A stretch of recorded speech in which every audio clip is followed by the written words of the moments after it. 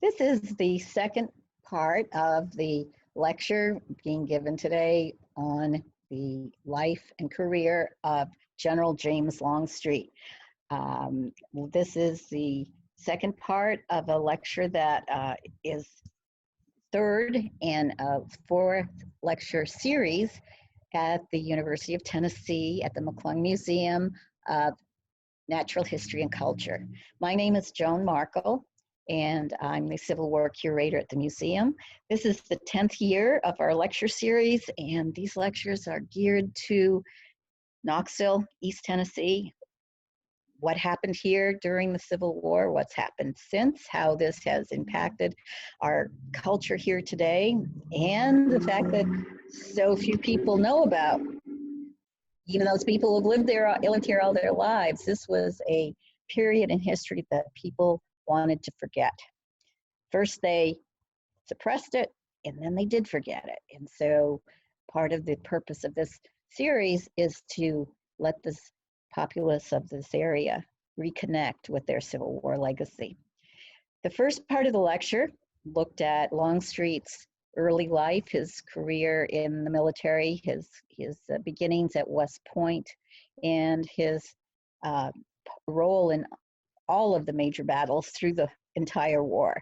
In the last part of August, in middle of September 1863, Longstreet and his troops came down from Northern Virginia, came into the South, ended in Georgia, arrived just in time for the second day of the Battle of Chickamauga, and made a significant difference to the outcome of that battle. That Confederate victory, after the major defeats at Gettysburg and at Vicksburg, all of a sudden it seemed like the Confederacy was down and out and it was going to be over soon. And then out of nowhere in East Tennessee comes this major victory at Battle of Chickamauga.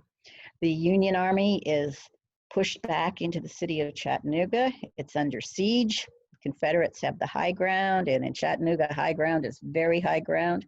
And the Union Army is being restructured. The original general in command, Rosecrans, is replaced temporarily by George Thomas while they wait for Ulysses S. Grant, fresh from victory at Vicksburg, gets to Chattanooga and turns the situation around. In the midst of this, there is a lot of contention, dispute, insubordination, just terrible management style in the upper ranks of the Confederate generals and in Chattanooga. Jefferson Davis comes down. He is going to correct the situation. In fact, he probably makes it much worse. He does eventually have to, and not even very far in the future, he replaces Bragg. But at this juncture, he basically gives Bragg the green light for disciplining those generals who spoke up against his abilities. And one of those results of defying Bragg is that Longstreet is sent to retake the city of Knoxville. City of Knoxville being important because of the railroad. And in early November 1863, Longstreet and his troops, the ones he brought from Northern Tennessee all the way down to Chattanooga, these troops are sent on a mission to retake Knoxville. In Knoxville, a city that was held for the whole first half of the war by the Confederacy, in early September 63, the Confederate Army went to Chattanooga to help to reinforce Bragg, and the city of Knoxville was left undefended. Coming down from Kentucky, General Burnside takes Knoxville without a fight. Knoxville is now held by the Union troops. Let's look at General Burnside. He was like General Longstreet. Now, of course, Longstreet's Confederate. Burnside is a Federal. And again, I want to point out that the names, I've tried to put the names in color in these slides so that you can see the difference. We can't, now in this picture of Burnside, that does look like a Union uniform. Sometimes, and of course, anybody who knows about uniforms can tell by looking at a black and white picture what uniform a person is wearing, but in some cases, you look at a black and white picture and you see a person who looks very soldierly, but you're not really sure what side they're on. So that's why I put these the names in the colors. Anyway, Burnside is in Knoxville. He did an excellent job in East Tennessee, unless you think that he should have gone to Chattanooga early to reinforce Rosecrans. But poor Burnside was getting so many directives that almost contradicted each other. And not only that, but he couldn't do them all. So he chose to defend East Tennessee, and he was used by Ulysses S. Grant as part of the winning strategy in Chattanooga. Burnside was very popular in East Tennessee, and in fact, East Tennessee was the highlight of his career. He had some serious ups and downs. He had been general-in-chief for a little while in the East. He had replaced McClellan, but when he, basically his performance at Fredericksburg, against Longstreet, by the way, old enemies, was so bad that he was replaced himself. So he was sent out to the Western Theater, up to Ohio to begin with, and then down through Kentucky. He's sent to take back or to take for the first time East Tennessee. He gets here in September and basically distributes his troops all up and down the railroad line. And that railroad is a significant link between the Deep South and the Eastern Theater for the Robert E. Lee and troops. It is now held, so that communication is cut off. It's held by the Federals. His assignment, reassignment, when he was sent out to the East, to basically to Ohio to begin with, to Antietam and Fredericksburg after those two battles, he was reassigned. It was not a promotion, but Lincoln still had confidence in his abilities. And frankly, Lincoln didn't have a huge, he couldn't afford to let experienced generals go. He didn't have that many, and he was losing them. And he knew that Burnside definitely had some skills and that he could use him in the Western Theater. So that's why Burnside was sent out here. He went out to Ohio. He was in Cincinnati for a while. And his mission to come and retake East Tennessee was slowed down over the summer by the Vicksburg. He had to send a number of his troops to Vicksburg to reinforce Grant. And these troops came back in terrible condition. They had disease, probably yellow fever, malaria, just things that totally sapped their strength. Also up into Ohio and even Indiana and certainly Kentucky, there were raids by the Confederate cavalryman, John Hunt Morgan. And John Hunt Morgan was pursued by Union troops, and finally he was taken prisoner. But that, again, in the summer of 1863, slowed down Burnside's intentions of getting to East Tennessee. Again, as I said, at Vicksburg and elsewhere in the East, Longstreet and Burnside, who had both been sent to the Western Theater, were destined to meet again here in Knoxville. When Longstreet was ordered to retake Knoxville, he asked his old friend Simon Buckner for maps, and there were none. Or, well, that's not quite true. Burnside gave him the maps that he owned, but they were inaccurate, and they may have been so inaccurate as to neglect to tell Longstreet that the French Broad River came into the Tennessee north of Knoxville. Well, not north, I'm sorry, east of Knoxville. But I'll talk about that when I talk about the campaign here in Knoxville. But Buckner, the maps that he gave to Longstreet were misleading, perhaps. Longstreet ended up taking the railroad, not just on the trains. And of course, the trains were in terrible shape. Was now a couple of years into the war. Replacement parts were not available. The experienced engineers and railroad workers, a number of them had gone into the Army. Even though there were exemptions for railroad workers, they'd still lost staff and people with the ability to keep the railroads running. So the train ride from Chattanooga to Knoxville was extremely problematic. Apparently, when they got to a hill, all the troops would get off the train and walk up the hill. The train would go up the hill on its own power, then they'd get back on the train. Moving artillery was a huge problem.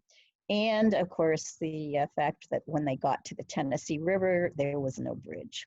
I'll talk about that. Anyway, transportation problems always, and particularly now because the railroads had been impossible to maintain under the Southern economy.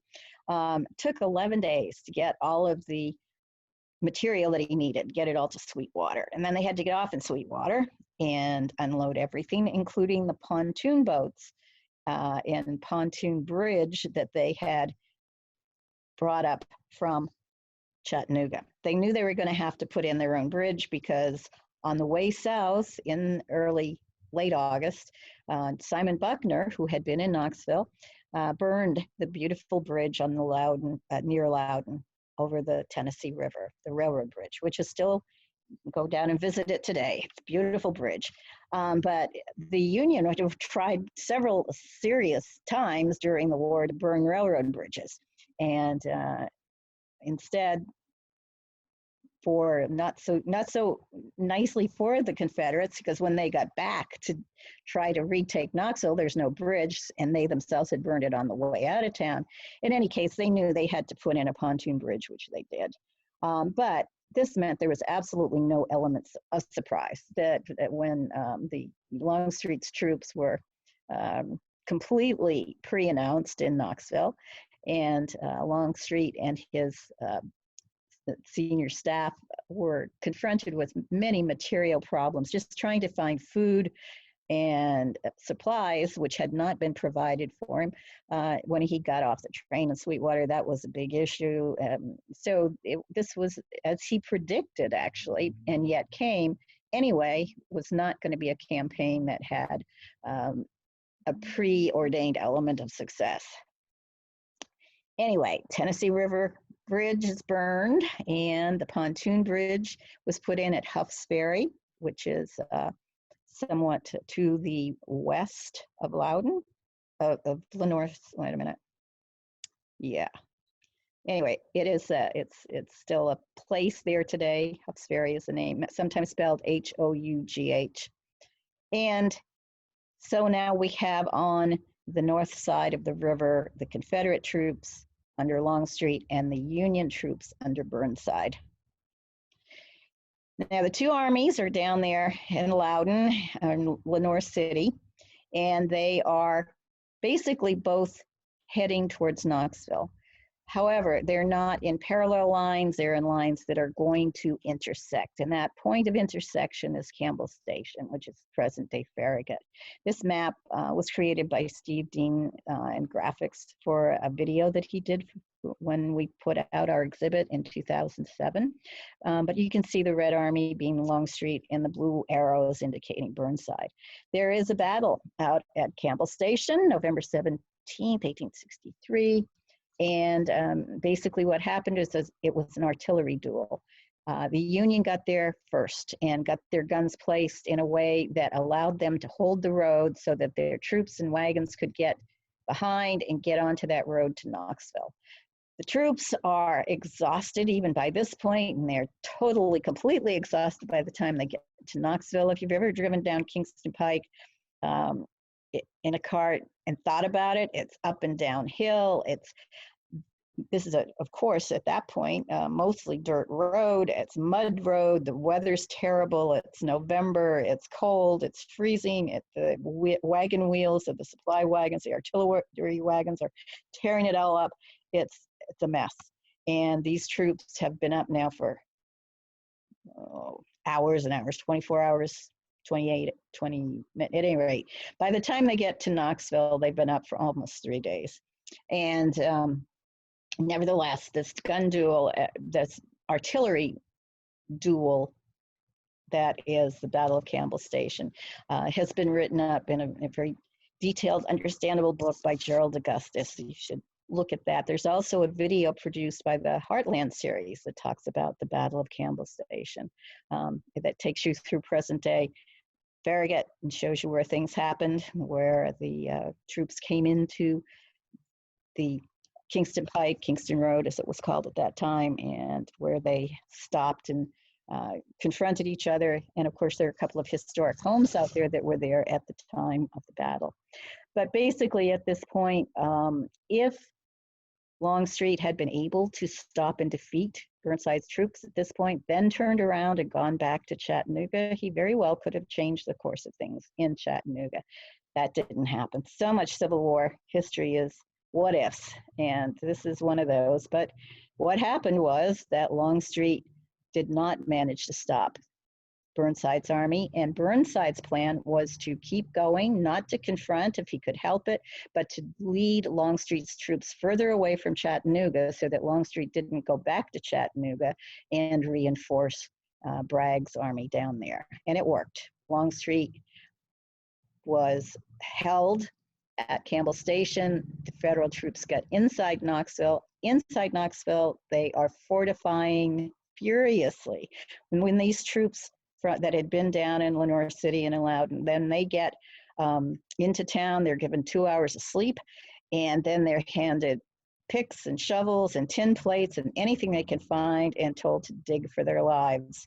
And that's exactly what they did. And Knoxville turned into an amazing fortress, one of the best fortified towns in any of these confrontations here in East Tennessee. Two guys that were so instrumental in what happened in Knoxville, two friends. They were best friends at West Point, and they'd been together through the war. The first part of the war, they were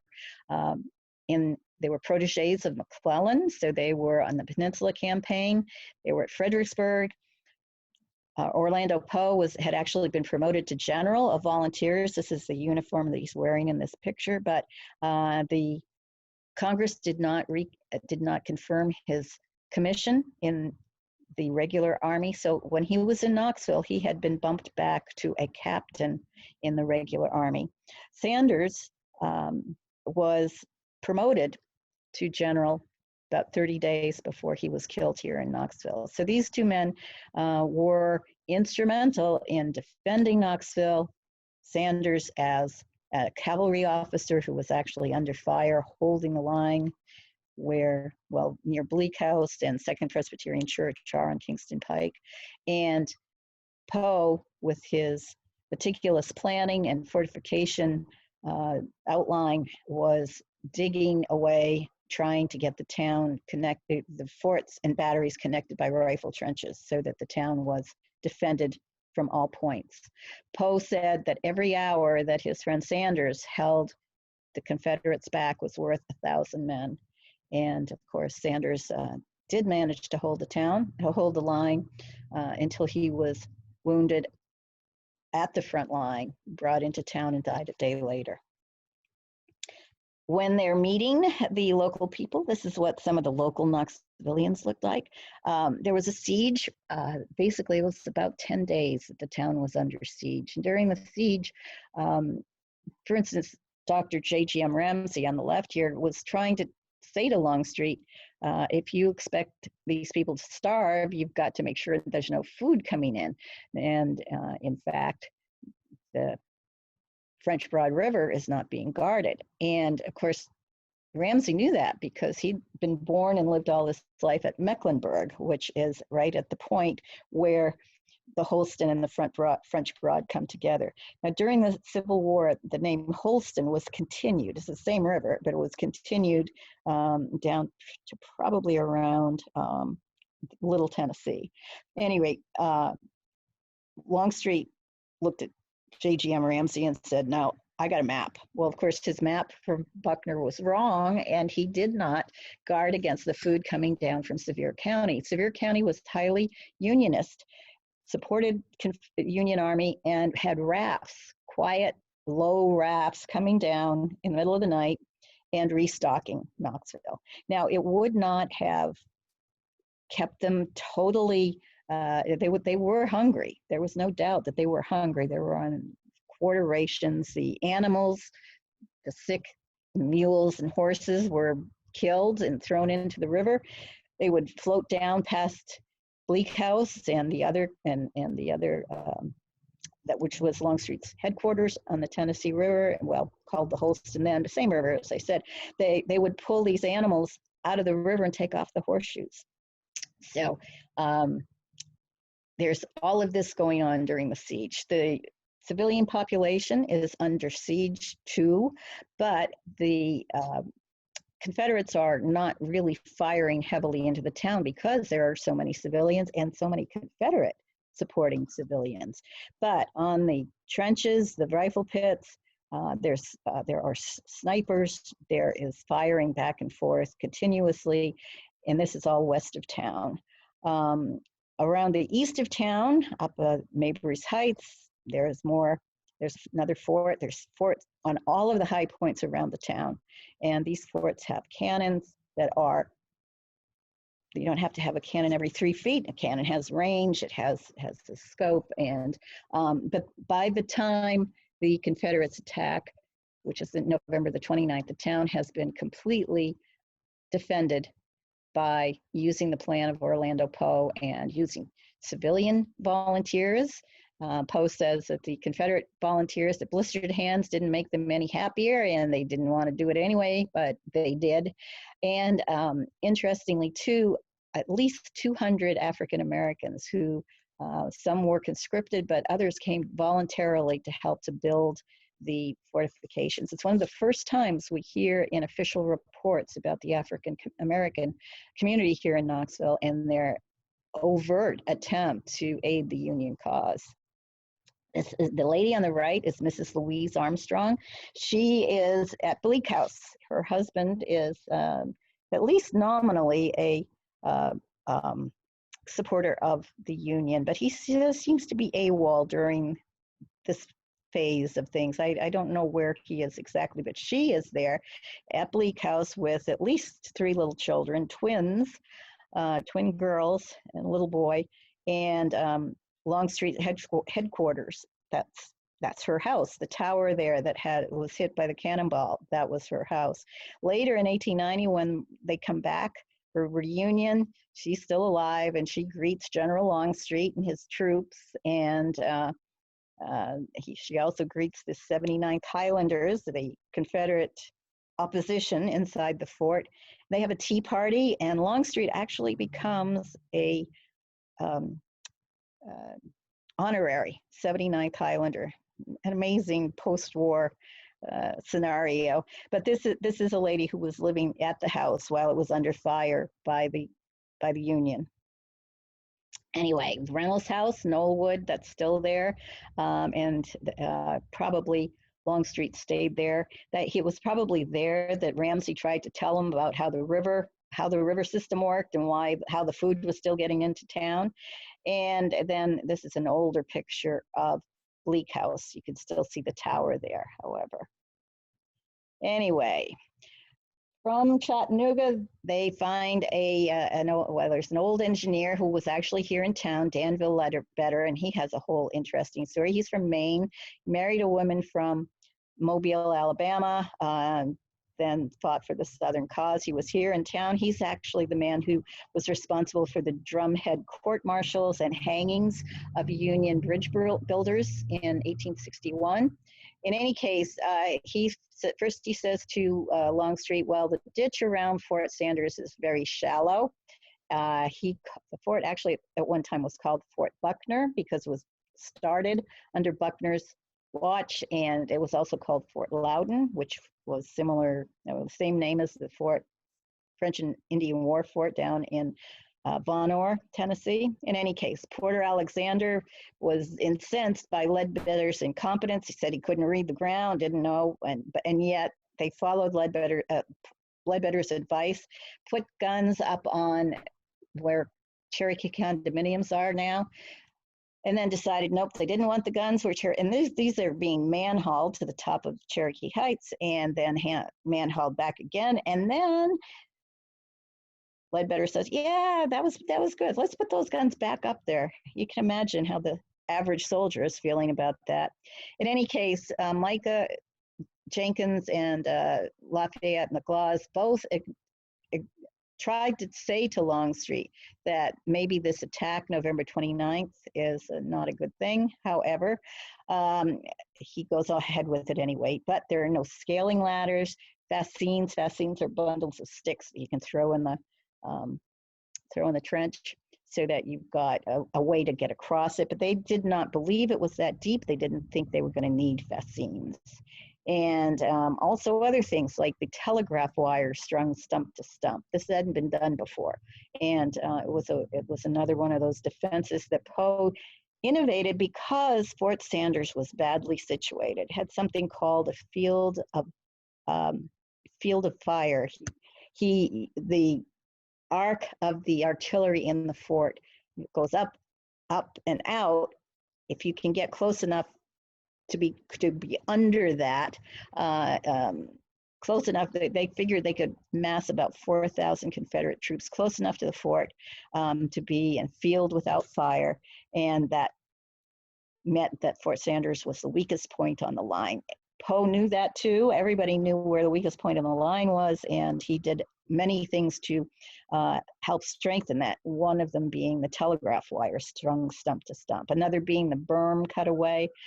Icy walls. Some people say it was just the natural rain that made the icy walls of the fort impossible to scale, but others say that they poured water down the wall so that it would freeze. At any rate, at first light, November 29th, 1863, there's a horrible bloodbath, and the Confederate troops are pushed back by the defenses of Knoxville. The battle went on for about 20 minutes, that's all. 813 casualties for the South, 13 for the North. 4,000 troops for the South against 400 for the North. Poe said that in that case, the shovel and spade had saved Knoxville, and I'm sure that was pretty accurate. Picture an artist's rendition of what the battle looked like. You can see the Confederates coming up the hill inside the trench, which is much deeper and wider than they ever expected. The troops are the first guys there getting pounded by the bodies of the others coming in on top of them.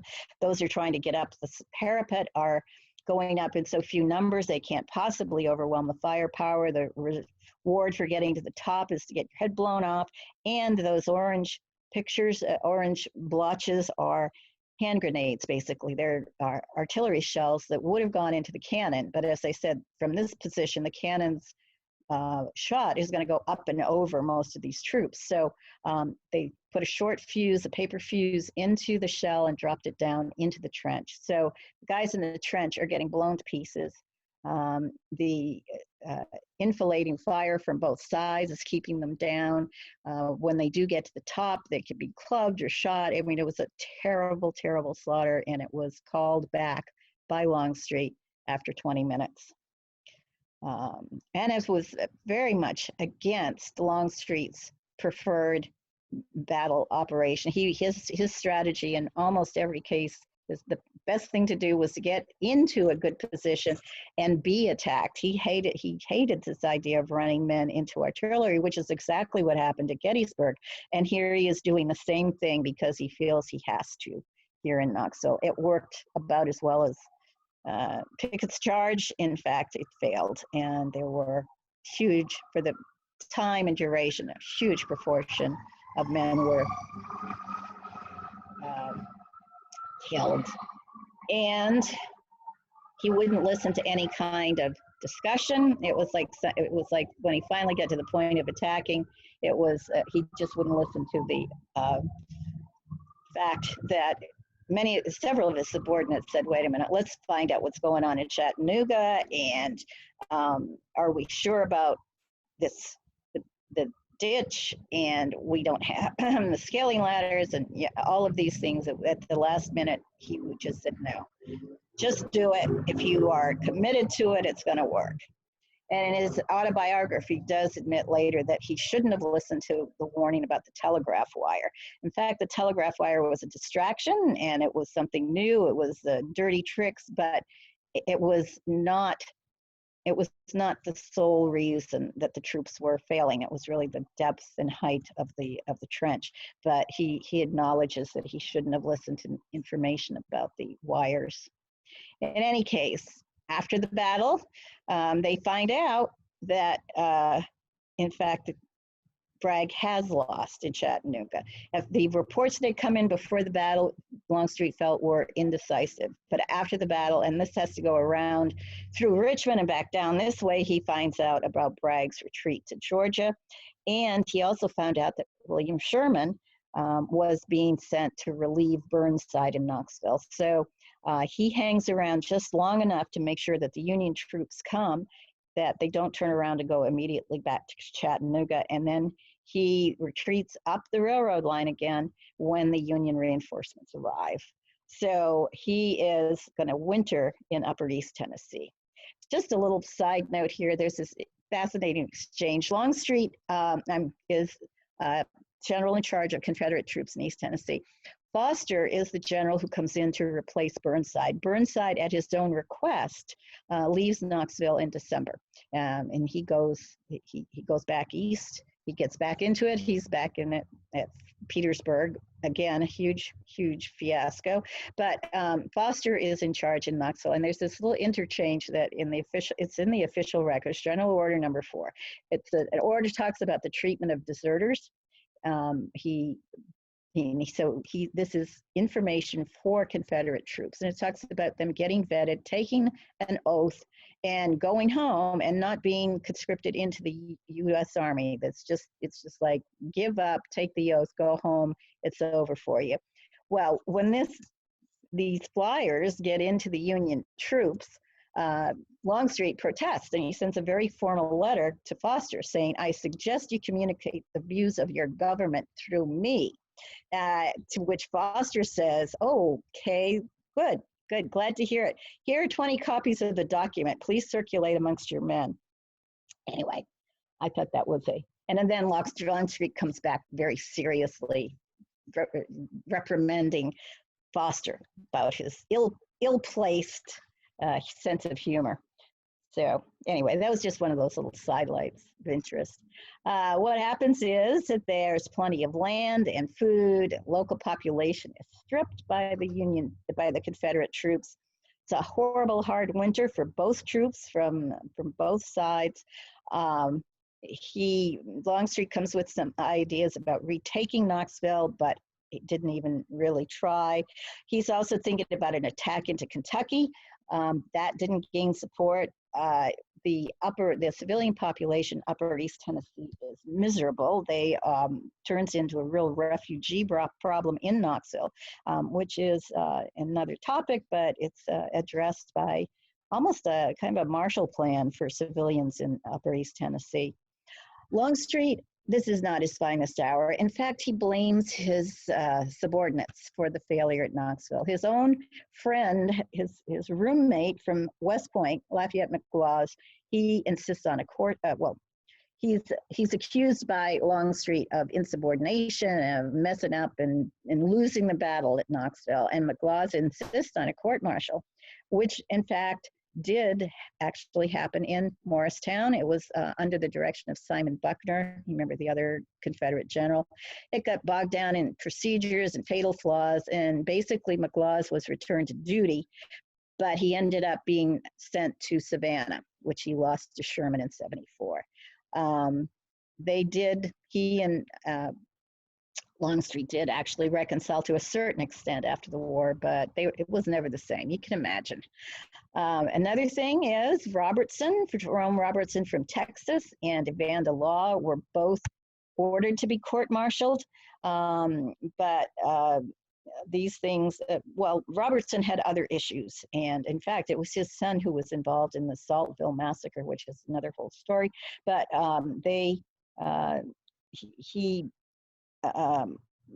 Robertson did return to Texas and continued in his role down there. And Evander McLaw spent a little bit of time under arrest and the various commands, but he survived a head wound at the Battle of Cold Harbor and continued his military service. Up in Russellville, if you want an interesting road trip, the Longstreet Museum is up there. This is the home in which Longstreet spent the winter. On the left, a contemporary photograph, well, a little bit after the war, and then the one on the right is today. And there were many failures that spring up from many different, first of all, promotions. Edmund Kirby Smith was promoted over Longstreet and took the, and Kirby Smith had been in Knoxville, and he's promoted, and he goes to the Trans-Mississippi. Longstreet's plan to take Kentucky was not accepted. It was never practical, but he thought he took it personally. And his mood seemed to tank and swell. Seems like he was pretty emotionally unstable, unsteady, at least at this time. And you can imagine, with all of this going on, it was a very difficult time in his career. He's rebuked by Jefferson Davis, and it said of him in the press, where Longstreet's planning was original, it was not practical, and it was practical, it was not original. So this is a very rough time for him. He, in the Battle of the Wilderness, he goes back to Robert E. Lee and defense in the East in May 5 through 7 and 64. He's shot and actually by his own men, only 4 miles away from Stonewall Jackson, suffered the same fate. His right arm was paralyzed. His speaking voice was affected, but he did return to duty in October. After the war, well, he and Grant are still very good friends. Their wives are both Dents, so they have that family connection. Longstreet receives a position in the Republican Party, and of course, it's very unpopular with his Southern colleagues. He actually go as ambassador to Turkey. So he's working with the post-war federal government. He spent several years in New Orleans, and that didn't go especially well for him. And then he ran a hotel in Georgia, and that's what he was doing at the end of his life. This is a picture of him in 1901. He was very popular at reunions. He spent a lot of time going back and being cheered by his former troops. This is a group at, I believe this one is at Gettysburg, and you see the man on the far right has I think it's sickles. I'm not sure. It is at any rate a soldier, a veteran with a missing bottom part of his right leg. Again, here's Longstreet on horseback, and you can see the monument. This is at Gettysburg. In 1890, there's a blue or gray reunion here in Knoxville. His speech was read for him because of his old throat wound. This is a picture, it's fuzzy, it's not easy to tell, but this is the 79th Highlanders on the roof at Bleak House. When you see this picture in detail, I counted at least 6 canes. The average age in 1890 is going to be 55, which is a lot older than 55 is today. I don't know how these old guys got up there on the roof, how many of them got off the roof, but it was quite a party. And they went back to Bleak House and met with Mrs. Armstrong. Longstreet was there, and his former adversaries, the 79th Highlanders, but many Confederate veterans and Union veterans were here for this event. He wrote his own autobiography, Memoirs of the Civil War in America from Manassas to Appomattox in 1896. 690 pages. It's kind of hard to get through. But it's a very interesting account. It had been 30 years, and so some of his statements are inaccurate. But it's an interesting version of his version of what happened during the war. He said he sent all his personal papers and reports to Robert E. Lee after the war to help Lee in writing an autobiography, but was never finished. So he said some of his stuff was not available to him. And of course, by the time he published his own, there were considerable number of criticism of his behavior during the war already published about him. He's remembered as a statue at Gettysburg on horseback, and then down in Gainesville, Georgia, there's another statue to him. And just another interesting little side note, he married Helen Dortch in when he was in his 70s and she was much younger. That's a picture of her. She wrote an article somewhere about his getting to know him. I love this title, Wooed to the Warrior's Tent. So anyway, she lived into 1962. There's a picture of both of them. And he was married for 41 years and had 10 children with his first wife, who almost never appears in his autobiography. Second wife was 34 and he was 76 when they married in 1897. They were married for about 6 years. Is that right? Might be a few more years. I think well, at any rate, it's close. He lived to his early 80s. His children never liked her, but she turned out to be a very strong, devoted wife and spent much of her life after his death defending his reputation. His performance in independent command can easily be criticized in East Tennessee. It was not his finest hour by any means. However, his failings were exaggerated, I think, by his legacy in the literature of the Lost Cause. His Reconstruction issues and loyalties led to a re-examination of his war record. He was scapegoated and canonized. Well, many were. He was never canonized. He was scapegoated, but he was caught up in the whole reworking of history with different agendas to be supported. At any rate, Robert E. Lee was so well liked that anybody who protested, criticized Lee, as Longstreet did, was not going to fare well. And this is probably the best biography, if you're interested in Longstreet, which came out in 1993. That is the end of this lecture. The next one, we'll talk about William Tecumseh Sherman, his career through the Civil War, and the role that he played in what happened here in East Tennessee.